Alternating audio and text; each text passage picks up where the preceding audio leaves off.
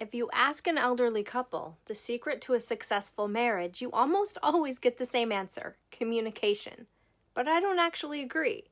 And before anybody gets upset, I absolutely know how important communication is. Some people avoid conversations, some people shut down, some people yell, some people never learn how to express what they're feeling. Communication skills absolutely matter.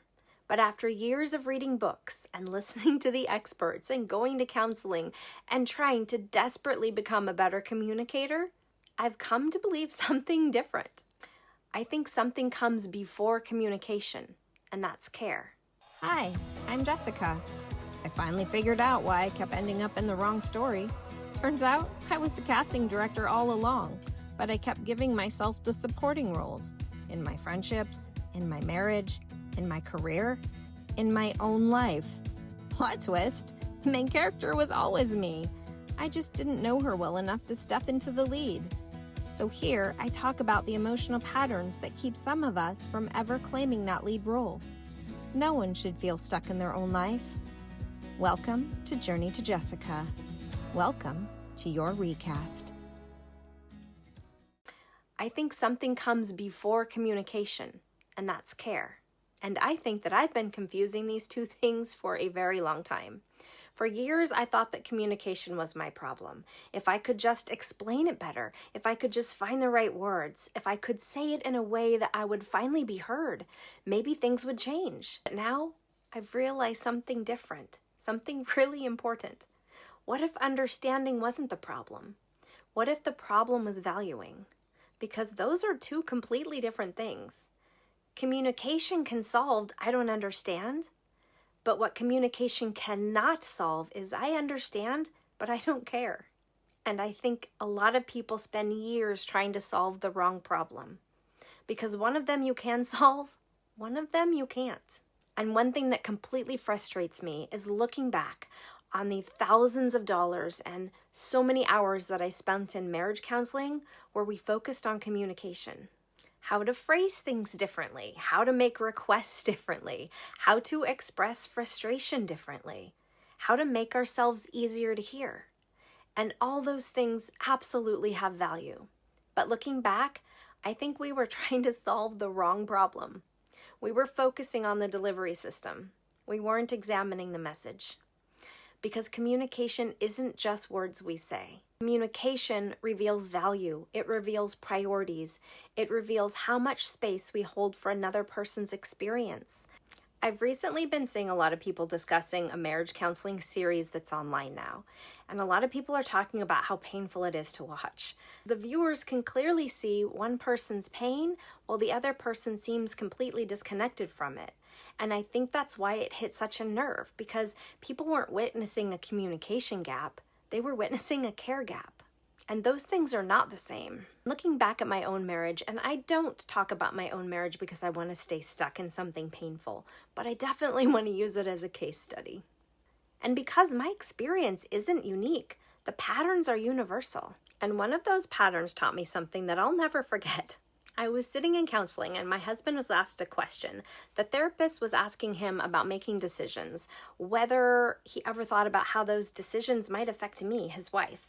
Whether there was a voice in his head that asked, "How would Jessica feel about this?" And his response was, "What voice? I don't even have that voice." And I remember being stunned. Because I think a lot of marital advice assumes that that voice already exists. The voice that wonders, how will this affect my partner? Will this hurt them? What do they need right now? Communication advice assumes that both people already have that voice, but they just need better tools to express it. And I remember another example. We already had 2 young boys, and I was taking care of our 3rd newborn baby. And I was up throughout the night caring for our child, exhausted and running on almost no sleep. And after learning the communication techniques, my husband would sometimes say things like, "Normally I would keep this to myself, but since we're learning to communicate," and he would kind of insinuate that he had had his previous affair because of the communication problems. And then he would say something like telling me how frustrating it was that I left the microwave door open when I got up during the night to warm the formula because he couldn't see the clock when he woke up. or to ask me if I could please throw another log on the fire since I was up all night with the baby anyway. Now on the surface, that is communication. Those are words. That's how he felt. It was being clearly expressed. But sometimes it isn't about the words. It's about the priority that those words reveal. Because what I heard wasn't the microwave. What I heard was, my inconvenience matters more than your exhaustion. That's why I no longer believe that communication is the first thing we should be looking at. Because teaching someone to communicate doesn't automatically make them kind. It doesn't automatically make them empathetic to their partner. It doesn't automatically make them emotionally intelligent. Sometimes it just gives them a bigger microphone. Because emotional intelligence isn't simply just saying what you think in a certain way. It's actually caring about the effect that your words have. Being curious about another person's experience, being willing to repair. It's asking, did I help this person feel seen? Did I help this person feel safe? Did I help this person feel valued? Because I don't think the healthiest relationships are built on perfect communication. I think they're built on mutual care. Because when two people genuinely care about each other's well-being, they usually find a way to communicate. But when one person doesn't care, no amount of love languages, communication techniques, conflict resolution strategies, or 4 horsemen of the apocalypse lessons can create a healthy relationship. Because the problem was never communication. The problem was care. And honestly, I wish someone had taught me the difference years ago. Looking back, I think this is how a lot of people ended up feeling married but alone. Not because nobody was talking, but because one person was desperately trying to be understood, while the other person never learned to value what they heard. Because communication tells us what someone thinks, but care tells us where we actually stand in their heart. For years, I thought maybe the answer was communication. I thought if I could just find the right words, the right tone, the right timing, maybe then I would finally feel cherished. So I learned the love languages. I learned how to communicate better. I learned how to be calmer, softer, less reactive, because I believed communication was the missing piece. But looking back, I think I was asking the wrong question, because communication can solve confusion. Communication can solve misunderstandings, but communication cannot create care.